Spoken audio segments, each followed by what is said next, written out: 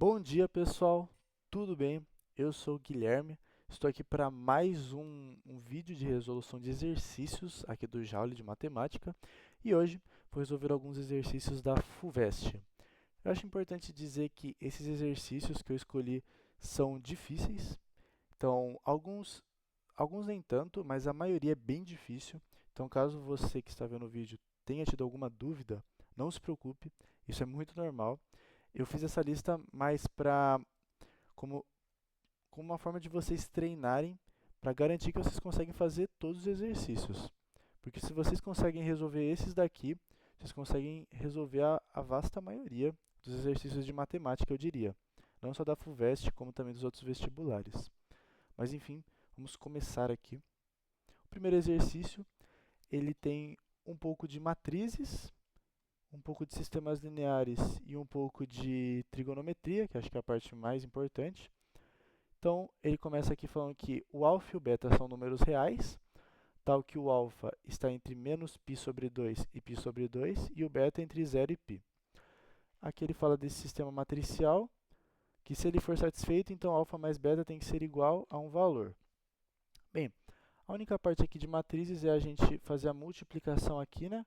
A gente faz a multiplicação e soma dos valores para dar esse primeiro, depois a multiplicação e soma desses dois para dar o segundo. Ou seja, a primeira equação vai ser 3 vezes tangente de alfa mais 6 cosseno de beta é igual a zero.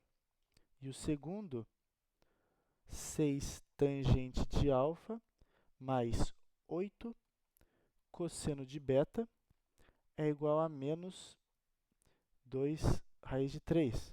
Então, isso aqui ó, forma um sistema com duas variáveis, alfa e beta, e duas equações. Então, a gente consegue encontrar os valores de alfa e beta. Ó. Aqui na primeira, a gente pode isolar um deles. Vou colocar aqui ó, que 3 tangente de alfa é igual a menos 6 cosseno de beta, certo? Então, aqui ó, a gente pode substituir 3 tangente de alfa aqui nesse 6. A gente só precisa dobrar os dois lados, aí a gente vai ter 6 tangente de alfa. Ó. Então, aqui a gente pode colocar aqui 6 tangente de alfa é igual a menos 12 cosseno de beta, mais 8 igual a menos 2 raiz de 3. Aqui a gente faz a subtração, então dá menos 12 mais 8, menos 4. Então, a gente isola o cosseno de beta, passa o menos 4 dividindo, menos 2 sobre menos 4 é igual a 1 sobre 2. Então, dá raiz de 3 sobre 2, cosseno de beta. Aqui. Então, ó, existem dois valores de beta para que o cosseno dele dê raiz de 3 sobre 2. O primeiro é 30 graus, que é igual a π sobre 6, né, radianos. E o segundo é 330 graus, né, que é o reflexo no eixo x. Então, eu posso dizer que é menos π sobre 6 radianos. Mas, como vocês podem ver, o beta tem que estar entre 0 e π. Então, esse valor aqui negativo, ele não faz parte do domínio do beta. Então, esse aqui é o valor de beta, ok? E agora a gente só precisa achar o valor de alfa. Ó. A gente pode substituir nessa conta aqui, ó, 3 tangente de alfa é igual a menos 6, em vez de cosseno de beta, eu coloco raiz de 3 sobre 2. Menos 6 dividido por 2 vai dar menos 3 raiz de 3. Aqui a gente corta e corta. A gente chega que a tangente de alfa é igual a raiz de 3. E bem, menos raiz de 3, ops, menos raiz de 3. Se a gente desenhar o círculo trigonométrico aqui, eu acho um pouco mais difícil lembrar quando que a tangente é positiva e quando ela é negativa. A gente tem aqui ó, o zero, π sobre 2, π e 3π sobre 2. A tangente ela é negativa aqui e aqui. Então, a gente quer achar um valor que está ou aqui ou aqui. Só que ele diz que o alfa tem que estar entre menos π sobre 2, ou seja, aqui, esse ponto é o menos π sobre 2, porque a gente anda menos π sobre 2 para baixo, né? Em vez de ser no sentido anti-horário, é positivo. Como a gente está tirando, a gente volta um pouquinho. E π sobre 2 que é aqui. Então, ó, o nosso alfa tem que estar ou no primeiro quadrante ou no quarto. E como a tangente tem que ser negativa, ele tem que estar aqui, ó. Então, a nossa tangente, o nosso alfa está aqui dentro, no quarto quadrante. Assim, para ele ser menos 3, ele teria que ser, ó, aqui em cima seria 30 graus é raiz de 3 sobre 3, 45 é 1, raiz de 3. Então, se a gente andar 60 graus, ou seja, se a gente andar π sobre 3, a gente chega na tangente, que é raiz de 3. Então, para chegar na tangente que é menos raiz de 3, a gente anda π sobre 3 para baixo.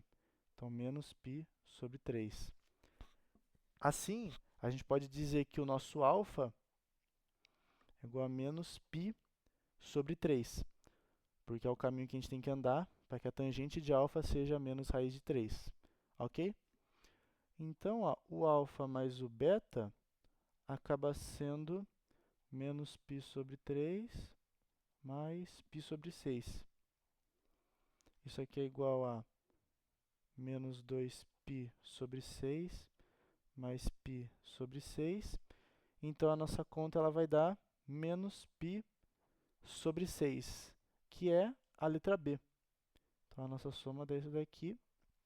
Esse exercício ele tem uma teoria boa de trigonometria, então ele é bem completo assim. Vamos agora para o próximo. Aqui no 2, esse aqui é sobre funções, mais especificamente, né, sobre domínios de imagens. Sejam df e dg os maiores subconjuntos de R nos quais estão definidas, respectivamente, as funções f e g, ou seja, df e dg são os domínios de f e g. Considere ainda que if e ig, as imagens de f e de g, respectivamente. Nessas condições, a gente tem que achar a relação entre os domínios e as imagens, né? Então, pode ser que eles sejam iguais, pode ser que eles difiram em um ponto só ou em vários pontos. Então, a gente tem que fazer esta análise. Primeiramente, ó, a gente pode ver que aqui dentro do f, nós temos uma divisão entre funções. A primeira coisa que a gente nota é que o x ele não pode ser 2 aqui. Porque se o x for 2, aqui embaixo vai dar 0. E a equação não está definida quando o quociente é 0. Ou seja, isso aqui já não é parte do domínio da df. Agora, a gente pode fazer uma divisão para achar 2x ao quadrado, para achar uma forma mais simplificada dessa função para a gente trabalhar. Ó. A gente divide para tirar esse quociente. Ó. Aqui, x ao cubo, eu vou ter que dividir por x ao quadrado. Então, vai dar menos x ao cubo menos 2x ao quadrado. Aqui vai zerar e aqui vai somar. Então, vai dar 4x ao quadrado menos 4x menos 8. Tá. Agora, para tirar esse 4 aqui, eu posso adicionar mais 4x. Porque vai dar menos 4x ao quadrado menos 8x, e aí só isso. Aqui zera, aqui vai somar, então vai virar mais 4x menos 8. E por fim, eu adiciono mais 4, que aí vai tirar 4x e tirar 2 vezes 4, 8. Então aqui a gente vai zerar tudo. Ou seja, essa divisão aqui é igual a essa equação. Ok? E esta equação aqui, ela é uma equação com cavidade, é uma equação quadrática, né? Se a gente fizer um gráfico aqui, tá, não está tão bonito o meu gráfico, mas ela é uma equação com cavidade para cima, porque o nosso x ao quadrado é positivo. Agora, vamos achar aonde que essa equação é positiva, porque como ela está dentro de uma raiz, O f de x só vai estar definido quando essa função aqui for positiva, porque senão não dá para tirar a raiz.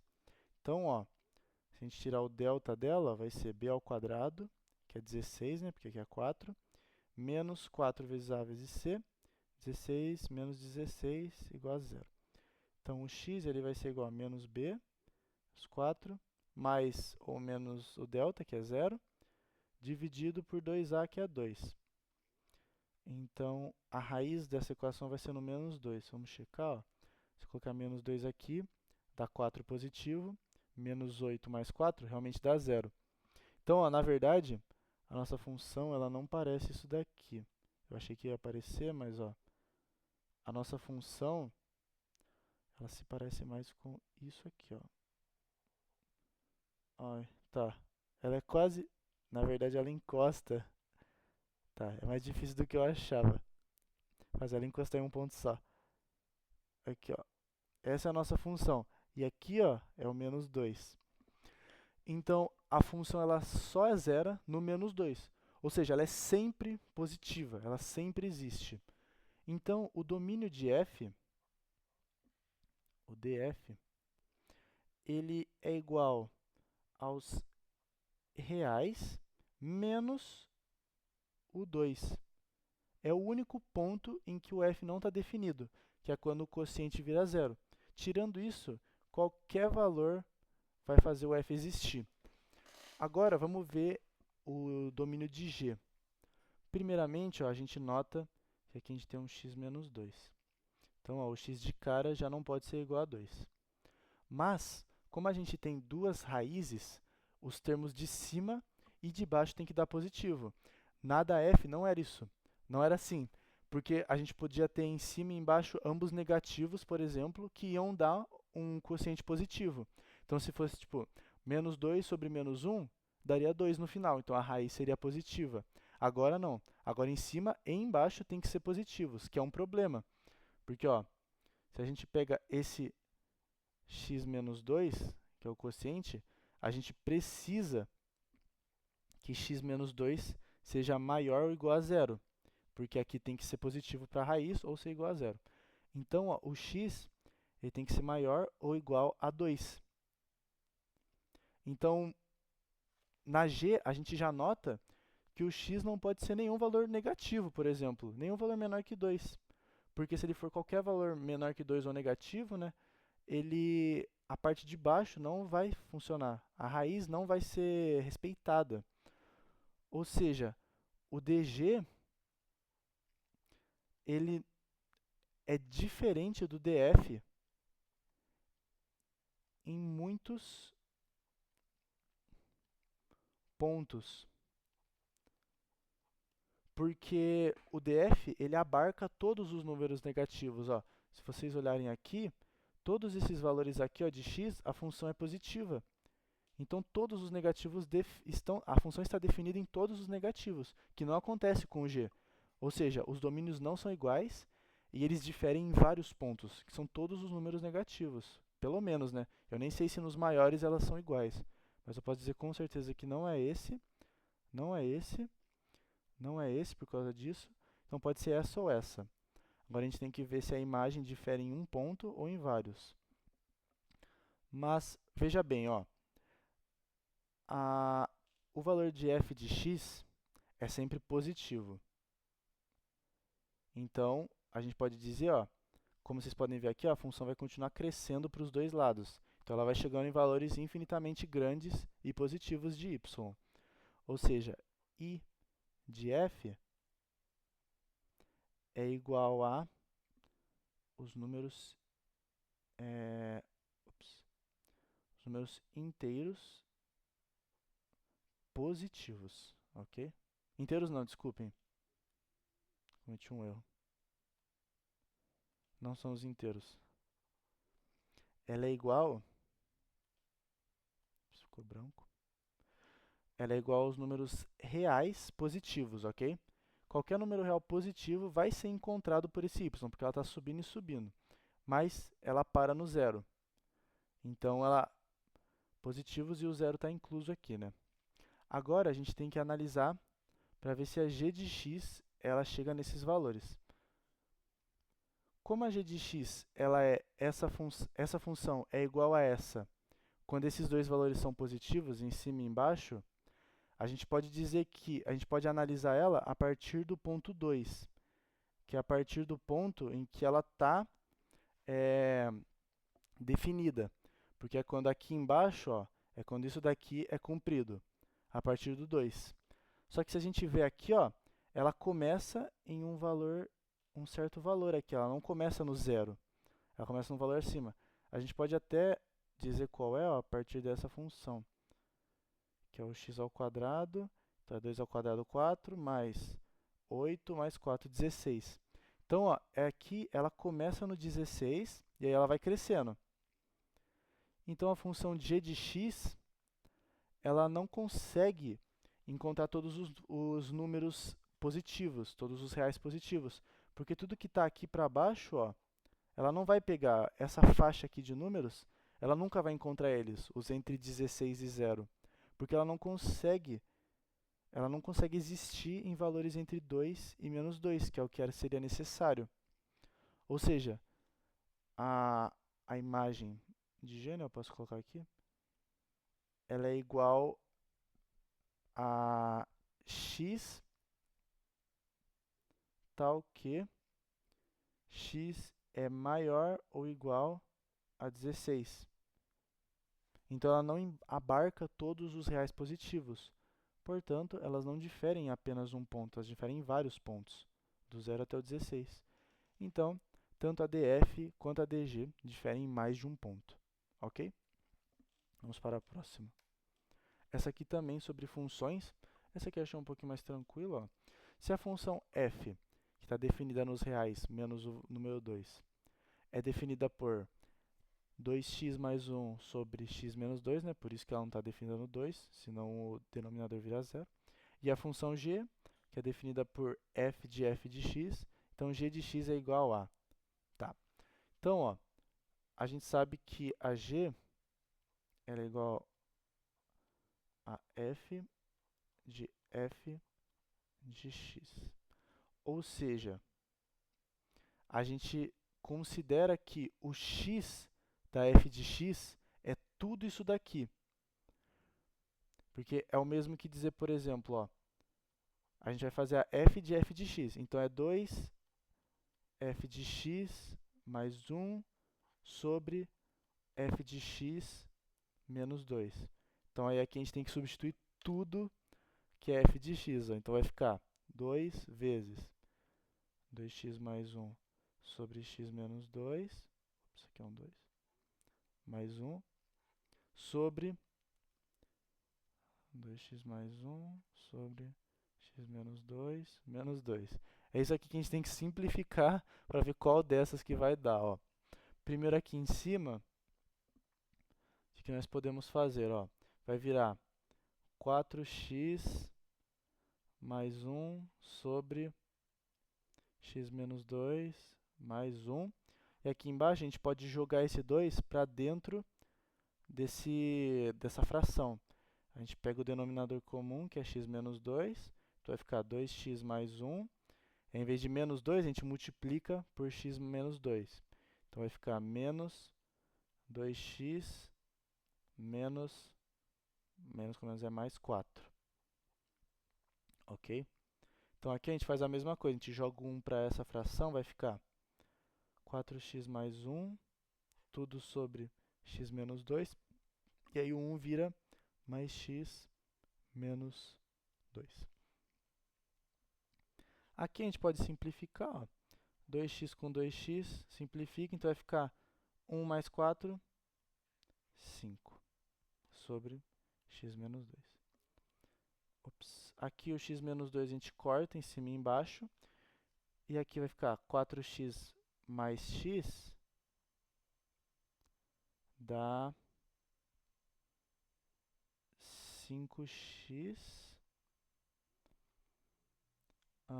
mais 1 menos 2 dá menos 1 sobre 5. Deixa eu ver se eu fiz alguma coisa errada. 2x mais 1, x menos 2. Então, Ah, fiz uma coisa errada aqui, desculpa, gente, ó. Aqui, ó, é 4x mais 2. Porque aqui é 2, ó, é 2 vezes o 1. Cometi um erro. Então aqui, ó, vai ficar 2 menos 2, então vai cancelar também. Então esse valor não existe, esse 1. Eu achei estranho que não está nas respostas. Mas, ó, então, a gente tem 5x sobre 5. Então, g de x, na verdade, é igual a x. A gente simplificou tudo, chegou aqui na resposta E. Ok? Então, essa aqui eu não achei tão difícil, que é só substituir, mas mesmo assim, tem bastante conta e é fácil de se perder, como vocês viram. Mas vamos para a próxima agora. Essa daqui, sobre probabilidade. O Gamon é um jogo de tabuleiro muito antigo para dois oponentes, que combina sorte em lances de dados com estratégia. Pelas regras adotadas no Brasil, o número total de casas que as peças de um jogador podem avançar numa dada jogada é determinado pelo resultado do lançamento de 2 dados. Ok. Esse número é igual à soma dos valores obtidos nos 2 dados, se esses valores forem diferentes entre si, e é igual ao dobro da soma se os valores obtidos nos 2 dados forem iguais. Supondo que os dados não sejam viciados, a probabilidade de um jogador... Ok. Qual é a probabilidade de um jogador andar pelo menos 8 casas? Tá. Então, a gente quer uma probabilidade de ser maior ou igual a 8 o valor que ele vai andar. Então, como que a gente faz isso? A gente pega todos os casos em que é maior ou igual a 8 e divide por todos os casos possíveis dentro desse espaço amostral. Nesse caso, como é meio esquisito o jeito que funciona, vamos fazer uma tabela de todas as possibilidades. Ó. 1, 2, 3, 4, 5, 6. E aqui 1, 2, 3, 4, 5, 6. Tá, ó. Se o cara joga 1 e 1, ele vai conseguir 4, porque é 2 vezes 2, já que são números iguais. Tirando isso, vai ser 3, 4, 5, 6 e 7. Deixa eu fazer uma lista aqui, ó. Agora, se ele joga 1 e 2, vai ser 3. Aqui, 2 e 2 é 4 vezes 2, 8. Aí, 5, 6, 7, 8. Para o 3, mesma coisa. 4, 5. 3 mais 3, 6, então 12. Aí, 7, 8, 9. 4 e 1, 5, 6, 7. 4 vezes 4, 4 vezes 4 não. 4 mais 4, 8. Vezes 2, 16. Aí 9, 10. 5 vezes 5 mais 1, 6. 7, 8, 9. 5 mais 5, 10. Vezes 2, 20. E aí aqui 11. E por último, 6 mais 1, 7. 8, 9, 10, 11. E aí 6 mais 6, 12, vezes 2, 24. Ok? Esses são os casos. Vamos ver agora quantos casos nós temos. É 1, 2, 3, 4, 5, 6.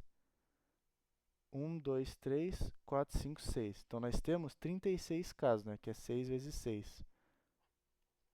E quantos casos ele joga 8 ou mais?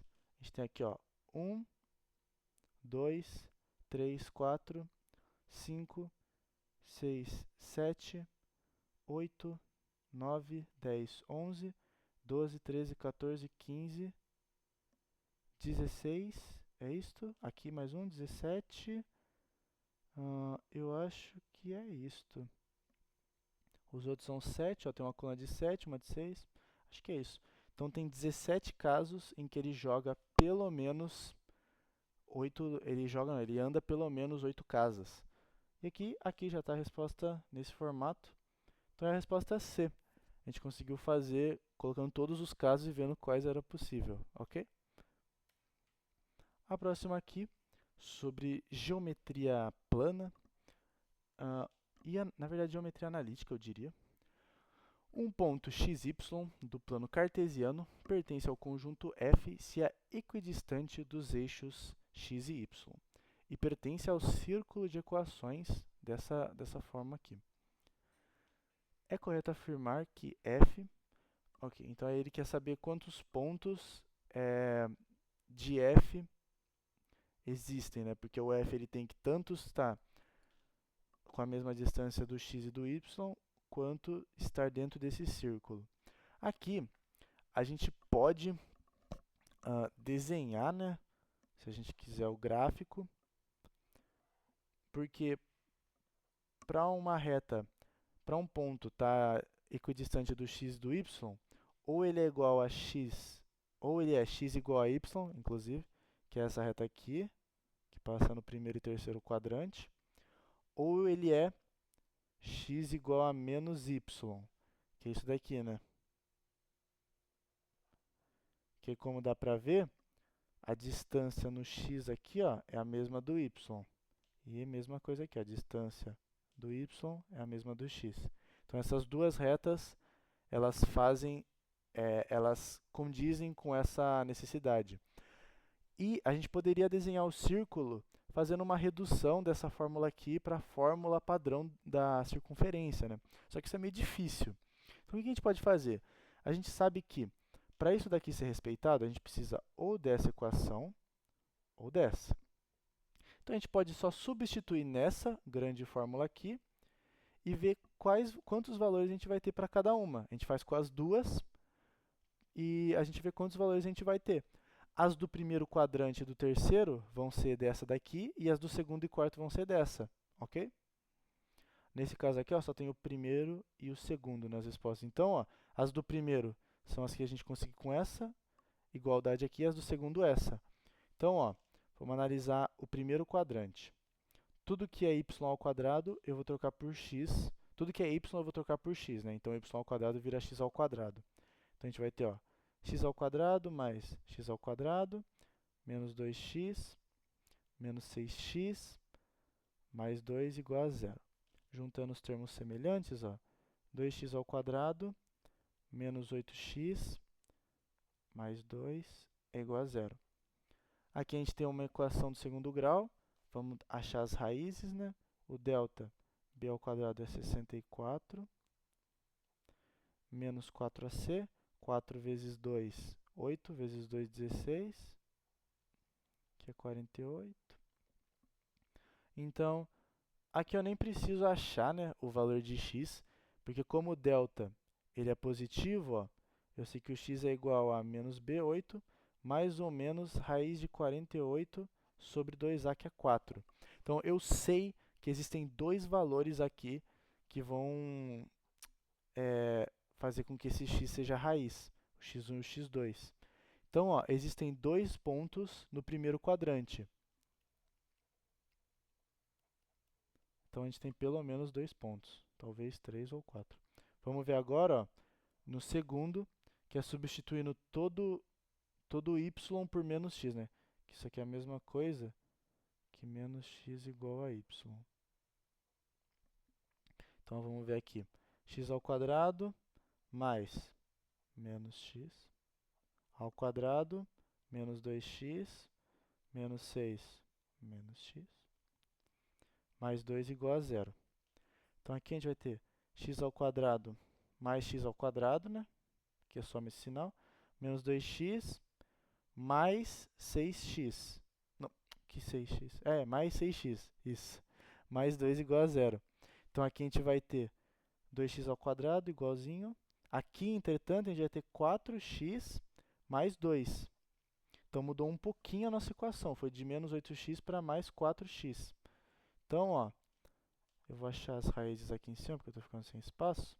Mas ó, o delta vai ser b ao quadrado, que é 16, menos 4 vezes 2, 8, vezes 2, 16. Então, ó, aqui o nosso delta é zero. Ou seja, quando a gente for calcular o x, ó, ele vai ser menos b mais ou menos raiz de zero sobre 4. Então, o nosso x aqui só pode ser menos 1. Então, só tem um valor, um ponto, que satisfaz tanto essa reta quanto a esfera, a circunferência, inclusive, em 2D. Ou seja, a gente tem 3 pontos. Ops. Ai, desculpa, espirrei. Então, a gente tem 3 pontos exatamente. 2 no primeiro quadrante, onde x é igual a y, a reta que satisfaz essa primeira condição. essa daqui. E a gente vai ter um ponto no segundo quadrante, que satisfaz a condição x menos y, que também é essa. Então, a gente tem, ó, a alternativa D, exatamente 3 pontos, sendo 2 no primeiro quadrante e 1 no segundo quadrante. Ok? A gente nem precisou trabalhar com a equação do círculo, não precisou desenhar, tranquilinho. Bem, gente, agora vamos para o exercício 6, que é sobre geometria espacial, mas é mais sobre geometria plana, como vocês vão ver aqui. A parte mais difícil é a geometria plana. Ó, o reservatório de um caminhão-pipa tem a forma de um cilindro circular reto com eixo horizontal e dimensões internas de 6 metros de comprimento. Vamos anotar isso. Aqui, ó, 6 metros e 2 de diâmetro. Então, essa altura aqui é 2. Uma escola contratou o serviço de caminhão-pipa para abastecer sua caixa d'água. Após o abastecimento, o motorista percebeu que o reservatório do caminhão estava cheio até 3/4 de sua altura. Tá. Então, ó, se a gente desenhar o círculo aqui, né, do cilindro, a gente sabe que aqui, ó, todo ele tem 2 metros de altura. E ele tinha 3/4 da altura quando terminou de abastecer. 3/4 de 2 é 1,5. 1,5 que é 75%, né? 3/4. Então, isso aqui é o que foi gasto. Meio metro de água. Mas não é nada uniforme, né? Como vocês podem ver. Qual foi o volume em metros cúbicos de água utilizada para abastecer a caixa d'água da escola? Sabendo que o reservatório do caminhão estava cheio. Tá. Então aqui, ó, ele quer saber o volume de água que a gente usou. Nesse caso, como é um pedaço de um cilindro, o volume vai ser a área da base vezes a altura, certo? Então, vai ser 6 vezes a área da base. E a área da base, ó, é essa parte aqui, que é a parte que a gente gastou de água.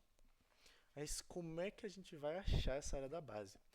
Bem, esse exercício aqui eu achei bem difícil de descobrir esse valor, de ter essa sacada, mas ó, o que a gente precisa fazer é notar aqui, se aqui é o centro do círculo, qualquer direção para longe dele, que encosta na circunferência, vai ter 1 de tamanho, porque é o raio.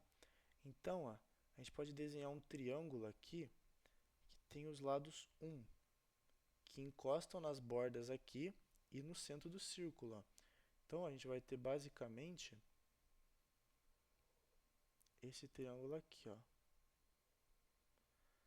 Ele tem dois lados 1 e um ângulo θ, que nós não sabemos. Mas nós podemos quebrar esse triângulo em 2 outros triângulos. E esses daqui nós sabemos algumas informações. Ó. Veja bem, eles têm um ângulo θ sobre 2. Aqui é um ângulo reto. Aqui é um 2. Esse lado continua sendo 1. E esta altura aqui nós também sabemos, porque ela é o mesmo que essa altura aqui, ó. E como esse valor aqui é 1,5, a altura que sobrou, se a gente tem um raio 1 aqui, só sobra meio para essa parte de água. Então, nós temos um triângulo que tem um cateto meio e o outro 1. Com base nesses dados, nós podemos tirar algumas informações. Ó. Esse dado aqui, vou chamar de lado C. A gente pode achar o valor dele pelo teorema de Pitágoras, né? Porque isso aqui é um triângulo retângulo. C ao quadrado mais 1 sobre 2 ao quadrado é igual a 1 ao quadrado. Ou seja, C ao quadrado vai ser igual a 1 menos 1/4, que é igual a 3/4. Então, o C ele vai ser raiz de 3 sobre raiz de 4, que dá 2. Então, 3 sobre 2. Então, a gente sabe o valor do C, ok? Que é esse lado. E outra coisa que nós podemos encontrar é o θ sobre 2. Porque, ó, aqui, ó, por exemplo, nós vamos ter o cateto adjacente desse ângulo sobre a hipotenusa. Isso aqui é igual a 1,5 sobre 1. E isso aqui também é igual ao cosseno de θ sobre 2. Porque o cosseno é definido como cateto adjacente sobre a hipotenusa. E qual, então, ó, esse cosseno ele é igual a meio. Deixa eu ver se vocês conseguem visualizar. Conseguem. Então, ó, a gente tem um cosseno de θ sobre 2 é igual a meio. O cosseno que é igual a meio, ele é o de 60 graus. Caramba, o S sempre virou uma barra. 60 graus. Ou seja, o θ tem que ser 120 graus, ok? Portanto, este ângulo aqui, ó, é 120 graus. Sabem o que isto significa? É incrível. Isso significa que aqui, ó, nessa parte aqui, nós temos 1/3 do círculo, porque são 120 graus. O círculo tem 360, então 120 graus é 1/3 do círculo todo. Então, ó, aqui nós temos 3 partes iguais. Ou seja, a área do círculo ela é igual a π raio ao quadrado. Como o raio é 1, a gente tem que a área é π. Então, a área de 1/3 do círculo ela é igual a π sobre 3, que é essa área daqui, do triângulo mais do círculo, do semicírculo que tem aqui em cima, né, que é o que a gente quer, que é a área AB. Então, a gente sabe que esta área daqui ela é igual à área deste triângulo, então a área do triângulo, mais a área AB, que é o que nós queremos encontrar. Isso aqui, ó, Bzão. Bzão. Logo, a gente só precisa da área do triângulo para achar isso. A área do triângulo, ó, ela vai ser aqui, ó, esse triângulo ele tem 2c de comprimento, né, que é 2 metades disso. Então, ó, raiz de 3 sobre 2 vezes 2, então é só raiz de 3, vezes a altura dele é meio sobre 2, que é a forma do triângulo. Então, ó, ele tem raiz de 3 sobre 4 metros quadrados. Ou seja, o AB ele vai ser igual a π sobre 3 menos raiz de 3 sobre 4. Essa é a área do nosso círculo, do nosso semicírculo, né? Então, o volume ele é igual a 6 vezes π sobre 3 menos raiz de 3 sobre 4. Mano, meu 3 sempre fica sem o risquinho do meio. Aqui, então, ó, deixa eu separar aqui. O volume vai ser 6 vezes π sobre 3 é 2π. E 6 vezes menos raiz de 3 sobre 4 é 3 raiz de 3 sobre 2. Então, esse é o nosso volume de água que foi consumido, que é a resposta B. Resposta B aqui, ó, 2π, 3 raiz de 3 sobre 2. Então, esse aqui é o volume de água que a gente gastou. Então, esse exercício foi bem complicado. Eu achei talvez o mais difícil da lista, mas espero que vocês tenham entendido tudo. Ok, pessoal, vamos agora para o 7. Esse aqui realmente é de geometria espacial. Os vértices de um tetraedro regular são também vértices de um cubo de aresta 2. A área de uma face desse tetraedro é... Tá, esse aqui bem curto, né? Curto e grosso e nem um pouco fácil. Vamos desenhar primeiro essas duas figuras para tentar achar uma relação entre elas, ó. Um tetraedro é uma figura mais ou menos assim, ó. Ela é formada por 4 triângulos equiláteros. Então aqui, ó, a gente tem um, aqui outro e aqui outro. Então aqui, ó, é um dos triângulos. Aqui é outro. Aqui é outro. E tem um aqui embaixo. Então são 4 triângulos. E a gente também tem o cubo, né? Deixa eu desenhar aqui, ó, um cubinho. Ops, tá. Não ficou tão bom. Mas acho que dá pra pegar, ó. Fiz um cubo. Para que os 4 vértices do tetraedro sejam vértices do cubo, o que a gente precisa, ó? Nós precisamos, por exemplo, deixa eu fazer aqui a parte de trás dele, que eu acho que talvez ajude a entender.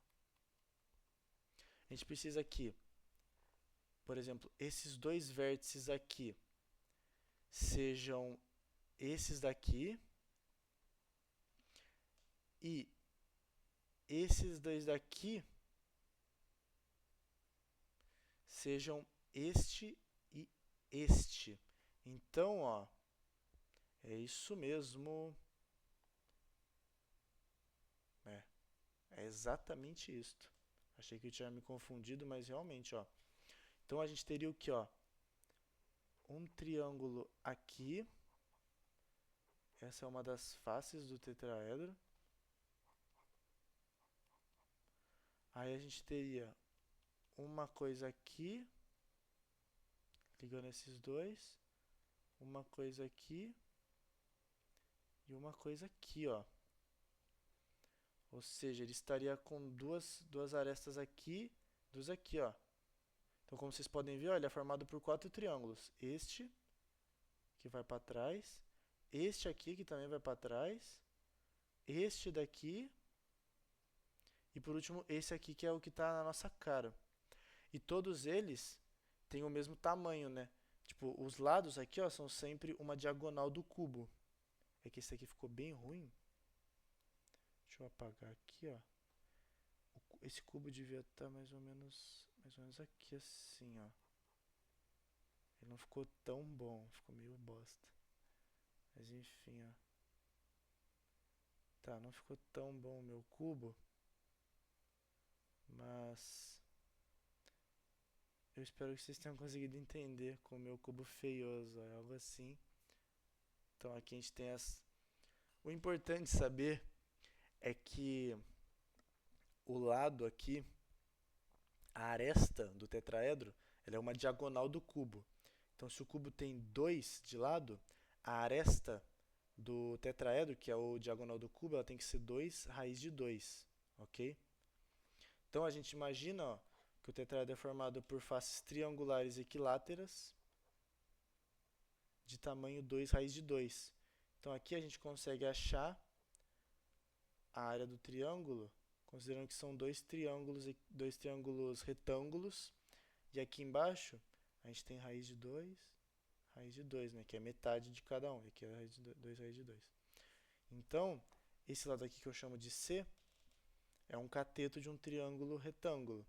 Então a gente pode dizer que C ao quadrado mais raiz de 2 ao quadrado é igual a 2 raiz de 2 ao quadrado. Ou seja, C ao quadrado vai ser igual a, aqui ó, 4, e aqui vira 2, então 8 menos 2. Portanto, C é raiz de 6, ok? Faz sentido? Imagino que faz sentido, não? Ok. Então, ó, se aqui é raiz de 6, a área do triângulo, que é uma das faces do tetraedro, ela vai ser a base, 2 raiz de 2, vezes a altura, raiz de 6, sobre 2, que é a fórmula, né? Então aqui a gente corta, raiz de 2 vezes raiz de 6, raiz de 12. A gente pode simplificar esse raiz de 12, ele vai ser 2 vezes 2 vezes 3, então o 2 sai, então fica 2 raiz de 3. Essa aqui é a resposta da área da face de um tetraedro, inscrito em um cubo de lado 2. Então aqui a resposta é a A. Ok? Vamos agora para o próximo. Essa daqui, ela não é difícil se você consegue desenhar isso na sua cabeça. Mas essa parte realmente é desafiadora, de você conseguir fazer um tetraedro dentro de um cubo na sua cabeça. Mas essa é a parte difícil do exercício. Aqui na 8, uma circunferência de raio 3 cm está inscrita no triângulo isósceles ABC, no qual AB é igual a C. Tá, então vamos desenhar aqui, ó. A gente tem aqui um triângulo. Ok, AB é igual a C. A altura relativa ao lado... Então aqui a gente tem um círculo inscrito nele. O círculo ele tem raio 3. E a altura desse triângulo, do lado BC, é 8. Ok? Ele quer saber o comprimento de BC. Ele quer saber isso daqui. Ok? Bem, aqui a gente tem pouca informação. Esse é um exercício que eu também não achei fácil, demorou um tempinho para entender. Mas, ó, neste lado aqui, nós também vamos ter um raio de 3, certo? Dos dois lados, o raio é 3. E aqui, ó, nós temos um ponto aqui meio tortinho, em que a gente tem um ângulo reto aqui, nesse raio 3. Então, o que a gente faz? É como se a gente tivesse um triângulo assim, ó, em que aqui é 3, esse valor aqui é este, deixa eu chamar aqui de C, isso aqui é o C, aqui vai ser o C, e aqui a gente tem um outro valor, certo? Este valor aqui, ó, dessa diagonal, que é esse daqui, a gente sabe qual é, porque a gente sabe que tudo é 8. Mas essa parte de baixo é 3, que é o raio do círculo. Então, o que sobra aqui nessa hipotenusa é 5. Porque é 8 menos o 3 do círculo, ok? Esse aqui também é um pouquinho complicado de enxergar.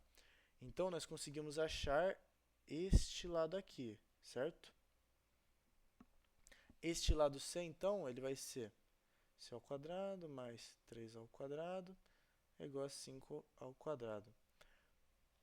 Então, aqui, ó, esse aqui é um triângulo bem, não diria famoso, mas é o mais padrão que você pode achar, que ele é o triângulo 3, 4, 5, né? Os catetos valem 4 e a hipotenusa é 5.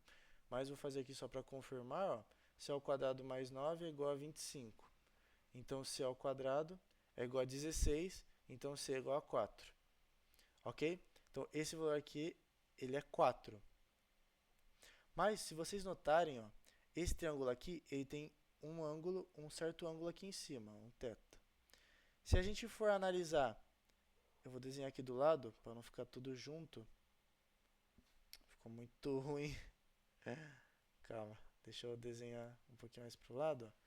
Se a gente analisar metade desse triângulo com o círculo, caramba, tá muito feio.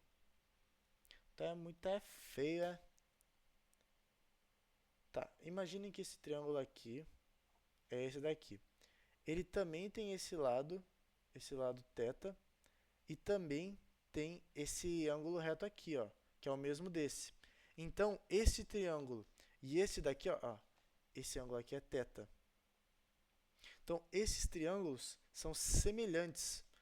Ou seja, esse daqui é uma multiplicação desse, porque ele tem que ser igual em dimensões, na proporção. As medidas podem ser maiores. Mas, ó, a gente sabe que nesse triângulo aqui, ó, isso aqui vale 8, e isso daqui vale BC sobre 2, metade do ângulo. Mas, ó, se a gente comparar com este daqui, a gente sabe que este lado aqui, o lado C, ele é proporcional ao lado 8. Então, o C está para 8, ou seja, o 4 está para 8, assim como este lado menor, o 3, está para BC sobre 2, porque eles são proporcionais, eles são semelhantes, ok? Por semelhança de triângulos, a gente consegue fazer isso. Então, ó, aqui a gente só simplifica, isso aqui vira 1 meio, e aí, ó, vou fazer aqui embaixo, 1 meio igual a 3 sobre BC sobre 2. Então, a gente passa o BC para o outro lado, o BC sobre 2 para o outro lado, então fica BC sobre 4 é igual a 3. Ou seja, o BC é igual a 3 vezes 4, que é 12. Então, esse lado aqui vale 12, certo? Que é a alternativa C. Então, esse daqui a gente precisava fazer semelhança de triângulos e enxergar um triângulo retângulo aqui a partir do raio do círculo, ok? Que é bem desafiador também. Mas, enfim, vamos agora para o último exercício que usa log. Dentre as alternativas a seguir, aquela que apresenta o maior valor é note a dot, aí tem alguns logaritmos aqui, certo? Então, ó, aqui o esquema é a gente transformar todos eles em log para conseguir tirar a potência. Por exemplo, como aqui todos os logs estão em base 10, vamos trabalhar com logs em base 10. Se a gente fizer o log em base 10 de 25 elevado a 40, isso tudo aqui no log, ó, isso aqui é igual a 40 vezes log de base 10 25. Porque o exponencial ele pode sair do log multiplicando. Isso daqui vai ser 40 vezes log de base 10 de 5 ao quadrado. Então a gente pode tirar mais uma vez o 2. Então fica 80 vezes o log de base 10, que dá 5. Então isso aqui vai ser 80 vezes 0,7 praticamente. Então 80 vezes 0,7 vai dar 56. Ok? Então, ó, é exatamente isso. Então a gente tirou o log, ou seja, o log disso daqui é igual a 56. Não quer dizer que esse valor seja 56, mas o log dele é 56. O log de base 10 dele é 56. Ou seja, isso quer dizer que este valor aqui, ele é mais ou menos 10 elevado a 56. Então, um número 1 seguido de 56 zeros. Então, um número gigantesco, ok? Eu disse mais ou menos porque é 0,699, eu chamei de 0,7. Mas é aproximadamente isso. Então, a gente faz isso com todos eles. E o maior log vai ser também o maior valor, porque vai ser 10 elevado ao log. Então, quanto maior esse valor de cima, maior é o valor total, né? Claramente, porque o 10 é maior que 1. Então, agora basta a gente fazer isso com todo mundo, ó. O segundo aqui, que é 10 elevado a 55, vai ser o quê? 55, já vou tirar aqui, né? Vezes log de base 10, que dá 10. Aqui a gente não precisa fazer multiplicação nenhuma.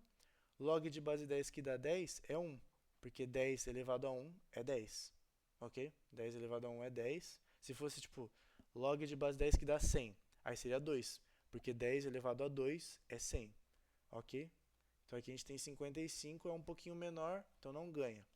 Na C, a gente tem 75 vezes log de base 10, que dá 6. Aqui a gente pode decompor isso em log de 10, 3 vezes... vezes 2. Né? Quase que eu fiz cagada aqui.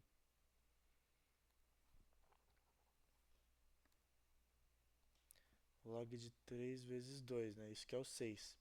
E tem outra propriedade do log que é, se você tem aqui a multiplicação dentro do log, você pode fazer a soma dos logs. Então isso daqui é 75 vezes o log de 10, que dá 3, mais o log de 10, que dá 2. Então aqui vai ser 75 vezes... O 3 é 0,477, o 2 é 0,301. Então a soma deles vai dar 0,778, mais ou menos. Tá. Esse é um péssimo número, né? Pra falar a verdade. Vai ser bem próximo desse. Depois eu faço essa conta. Vamos deixar aqui, né? Vai que tem outro que é bem maior. Ó, aqui vai dar 55 vezes log de 10, 12. Aqui mesma coisa, a gente quebra ele. Então é 55 vezes 12 é o log 10 de 3, mais o log 10 de 2, mais o log 10 de 2. Isso aqui é igual a 55 vezes 0,778, que são esses dois, mais 0,3. Então dá 1,079. Aí então mais ou menos 55 vezes 1,08, ok? E o último vai dar 50 vezes o log de 15. Isso aqui agora é 50 vezes o log de 3 mais o log de 5. Isso aqui vai ser então 50 vezes o de 3 é 0,47, então vai dar 0,1, não, 0 não, 1,176. Procede? 51,176. 7, 6. Então aqui, né, nós temos 3 péssimas contas. Eu poderia fazer à mão, ia me demorar mais uns 5 minutos, mas para evitar de todo esse tempo eu vou fazer na calculadora. Vocês no dia do vestibular não usem calculadora, façam na mão, bem melhor, né? Mas aqui para não ter que ficar mais 5 minutos esperando com vocês, vamos fazer as contas de uma vez. 0,778. Aqui vai dar 58,35. Aqui vai dar 55 vezes 1,08. 59,4. E aqui embaixo vai dar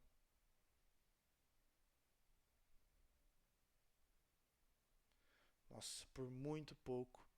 Aqui vai dar 58,8. Então, nós temos aqui por uma margem bem pequena, este valor aqui tem o maior log, ou seja, ele vai ser o maior valor normal. Então, quem ganha é a alternativa D. Então, na hora, vocês provavelmente perderiam tempo, eu perderia um bom tempo fazendo essas multiplicações feias, mas a gente chegaria neste resultado. E bem, foi isso. Esse foi o último exercício. Espero que vocês tenham entendido a resolução. Mais uma vez, gostaria de dizer que esses não são exercícios fáceis, são bem difíceis. Então, caso vocês ainda tenham dúvidas, podem me chamar, podem mandar pergunta no WhatsApp ou no Classroom, se acharem melhor. Vocês que sabem, eu estarei aberto para responder quaisquer dúvidas que vocês tenham. E muito obrigado, caso você esteja até aqui, e espero te ver mais em breve. Tchau, tchau.